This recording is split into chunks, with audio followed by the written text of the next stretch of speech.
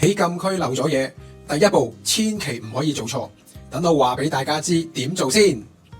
呢度咧就可以將呢個經驗同大家分享，就係咧我突然之間接到個電話，原來咧就係有人漏低咗嘢喺嗰個行李手推車裏邊，就係一個個人嘅物品嚟㗎。跟住我話你唔使擔心先，就係佢好衝動㗎，想走翻入去呢一個禁區裏邊。我就話唔好啊，你而家揾翻我先，我同你去辦手續。咁我咧就同佢去翻呢一個就 F 區側邊就有呢個旅客服務嘅。咁你去到嗰度咧，同佢講咗你初步嘅嘢，你攞住登機證同埋護照喎，就將啲嘢交俾佢。佢咧預先喺度咧同你打電話。我冇行李帶嘅 trolley 咁，你執到一個黑色車咩袋啊？你就落翻去我哋落機嗰個樓層嗰度，即係5樓啦，就機場生物認領處嗰個位，你同佢講聲，跟住我哋去到嗰度咧，嗰邊嗰個職員咧就話啦，你即刻咧過隔離嗰個通道啦，去到認領翻，跟住之後咧佢同你核對翻啲資料啦，就喺本簿上面簽翻個名，跟住咧就離開呢度，重新去海關嗰個位咧做一次清翻手續。呢個袋咧就係失而復得嘅。